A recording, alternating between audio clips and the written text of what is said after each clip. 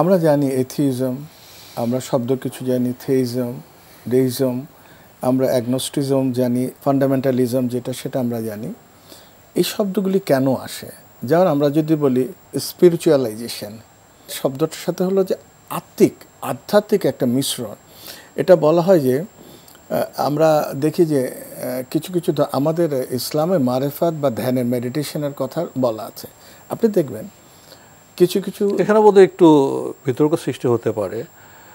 ইসলামে যেটা আত্মিক পরিশুদ্ধির বিষয় আর আধুনিক যুগে যে মেডিটেশন সেটা বোধহয় একরকম, একদম আলাদা না, একদম আলাদার সাথে ইসলাম এটা এনকারেজ করে না। আমি বলছি ইসলামে যেটা তাসকিয়াতুন নাফস, আত্মশুদ্ধি, সেটা সম্পূর্ণ আলাদা বিষয়। আত্মা পরিশুদ্ধ করার বিষয় আছে, সেটা কিন্তু কোরআন শুধু তেলাওয়াত না, শিক্ষা না, আমলের মাধ্যমে করতে হবে। অ্যাবসলিউট আমল না থাকলে কোনো শিক্ষা কোনো পরেই কাজে লাগবে না, অ্যাবসলিউট আমল থাকতে হবে এবং কাজে তার শুদ্ধির প্রতিফলন থাকতে হবে। আমরা যেটা বললাম যে এই মারেফাত বা ধ্যানের যে বিষয়টা থাকে, একসময় চিন্তা করা হয় যে আত্মার একটা জগৎ আছে, আধ্যাত্মিক একটা জগৎ আছে, আপনি ডেড ম্যানের সাথে কানেকশন করতে পারবেন বা পৃথিবীর জীবিত লোকের সাথে কানেক্ট করতে, ইম্পসিবল একটা প্রপোজাল, যেটা ইসলাম টোটালি রিজেক্ট করে দেয়। কিন্তু এটা কিন্তু এক ধরনের চর্চা হচ্ছে, কিছু লোকের ভাবনা জগতে এটা পরিভ্রমণ করছে। এটা ইসলাম আসার আগ থেকে, আজ থেকে প্রায় 4000 বছর আগ থেকে কিন্তু এটা কাব্বালা বলে, হ্যাঁ, হেসাইকোসিস, মানে বেশ কিছু টার্ম আছে। এই জিনিসগুলি মেডিটেশিও, আমরা জানি এগুলি। আর কিছু কিছু ধর্মে যেমন বলা হয় যে আদ্রা ঘানুত ওয়ারুত শাহুদ ফানা। আপনি দেখেন ফানা লাস্টে যে বলে যে অ্যানহিলেশন উইথ সুপ্রিম অথরিটি, যে আল্লাহর সাথে মিলিত হওয়া, এইরকম একটা ধারণা দেয়া হয়, কিন্তু এগুলি সঠিক না। কিন্তু আপনি দেখবেন এগুলি কিন্তু মানুষ বিশ্বাস করে নিচ্ছে এবং চর্চা করছে। আর আমরা যেটা ভাবি অ্যাকর্ডিং টু কোরআন এবং সুন্নাহ, এর কোনো অস্তিত্ব নাই। সেকেন্ড, মিস্টিসিজমের সাথে একটা জিনিস হচ্ছে যে আত্মার সাথে পরমাত্মার যে মিল, যেটা সেখানে বলা ওয়াদাতুল ওজুদ একটা শব্দ, যে আল্লাহ সর্বত্র বিরাজমান।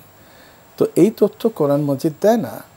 আল্লাহ সুমাস্তাওয়া আলাল আরশ, তিনি যখন সৃষ্টি করলেন, খালাকা সামাওয়াতি ওয়াল আরদ, তিনি সৃষ্টি করলেন 6টা পর্বে, দেন তিনি তার আসনটুকু নিলেন আরশের উপরে।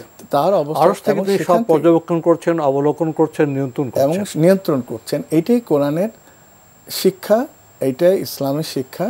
আমরা এটা শিক্ষা নেই না যে মানুষের সাথে আল্লাহ মিলিত। কারণ রাসূলুল্লাহ সাল্লাল্লাহু আলাইহি সাল্লামকে প্রশ্ন করা হলো, ইয়া রাসূলুল্লাহ সাল্লাল্লাহু আলাইহি সাল্লাম, যদি আমরা বেহেশতে যাই, আমরা কি আল্লাহর সাথে কথা বলতে পারবো, দেখতে পারবো?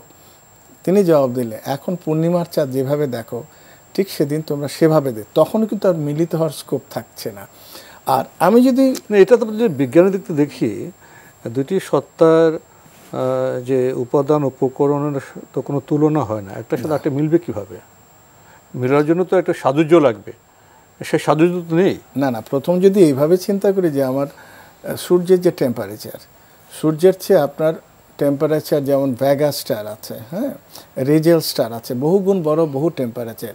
আমার প্রায় 200 মিলিয়ন স্টার আমার গ্যালাক্সি, মিল্কি ওয়ে গ্যালাক্সিতে আছে। এর কম্বিনেশন টেম্পারেচার চিন্তা করেন। আমার কাছের অ্যান্ড্রোমেডা গ্যালাক্সি, এইভাবে 200 বিলিয়ন গ্যালাক্সি আমার এই ইউনিভার্সে আছে। সব কটা গ্যালাক্সির টেম্পারেচার কী হতে পারে আপনি চিন্তা করেন। যে মানুষ সূর্যের কাছে অস্তিত্ব থাকে না, একটু গরমের টেম্পারেচার যদি 50-55 হয় অবস্থা, আপনি দেখেন আপনি কীভাবে ওদিকে মিলবেন? বডিলি সম্ভব না। আর যদি সোল কীভাবে মিলবে? হ্যাঁ, আপনি সোল সম্পর্কে আল্লাহ সুবহানাহু ওয়া তাআলা বলছে, আমি কোনো ধারণাই তোমাদের দিই, নলেজই দিইনি। এখানে কি আপনার সাথে একটি বিষয় যুক্ত করব?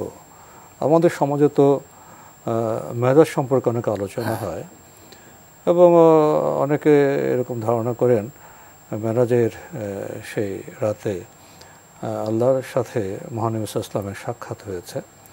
তো ওনাকে তো প্রশ্ন করেছিলেন ওনার স্ত্রী, তুমি আমি কীভাবে দেখব? আমি কাছাকাছি দিয়েছি, উপরের কলমের আওয়াজ শুনেছি, তেমন স্রষ্টাকে আমি কিভাবে দেখব? নূর আর নূর, নূর আর নূর, আলো আর আলো। এই যে আলোর কথা বললেন, যেটা আপনি বলছিলেন, এই যে পার্থক্যটা আছে দুটি সত্তার মধ্যে, যদি গুণগত বৈশিষ্ট্যে সমতা না থাকে, সেখানে মিলন কীভাবে ঘটবে? তো এটা তো বিজ্ঞানের প্রশ্ন, প্রশ্নটা যুক্তিরও প্রশ্ন। প্রথম কথা, মিলন হবে কেন? তাহলে আপনি তো স্রষ্টা হবেন। আপনি যদি বলেন আমার টোটাল ইউনিভার্স সৃষ্ট, এবং রাসূলুল্লাহ সাল্লাল্লাহু আলাইহি ওয়াসাল্লাম যখন মেরাজে যান, he was taken out of time. That সবচেয়ে মিস্ট্রি, যেটা ছিল সময়ের বাইরে। আল্লাহর কাছে there is no past, no present, no future. তিনি কিন্তু সময়ের বাইরে। তো রাসূলুল্লাহ সাল্লাল্লাহু আলাইহি ওয়াসাল্লামকে অতীত দেখানো হলো, বর্তমান এবং ভবিষ্যৎ। He was taken out of time. That was the miracle. কারণ আপনি এখনও দুনিয়া ধ্বংস হয়নি। আপনি কিয়ামত দেখলেন কিভাবে? আপনি কিয়ামতের সময় কি করবেন? কিভাবে ফেইন্ট হবেন? আপনি জান্নাত জাহান্নামে কি হচ্ছে? যদি সময়ের বাইরে নেওয়া না হয়, আপনার পক্ষে দেখা সম্ভব না। সায়েন্টিফিক্যালি বলি, he was taken out of time. মেরাজের সবচাইতে বিশেষত্ব ছিল সময়। এইটা বুঝতে পারলে আপনি বুঝতে পারবেন যে আল্লাহর সাথে তার মিলিত হওয়ার কোনো প্রয়োজনই ছিল না, কোনো প্রয়োজনই ছিল না। এবং যে ধারণাগুলি দেয়া হয়, কখনোই তার শেষে তিনি দেখেননি, স্বপ্নেও দেখেননি। কারণ আপনি একটা এক্সাম্পল দিই, সূরা তাহার 110 নম্বর আয়াতে আল্লাহ বলছেন, মানুষের জ্ঞান দ্বারা তাকে আয়ত্ত করা সম্ভব না। যেই জ্ঞানটুকু মানুষকে আল্লাহ দিয়েছেন, এই জ্ঞান দিয়ে আপনি আল্লাহর অস্তিত্ব সম্পর্কে যদি চিন্তাই করতে না পারেন, মিলনের তো প্রশ্নই ওঠে না।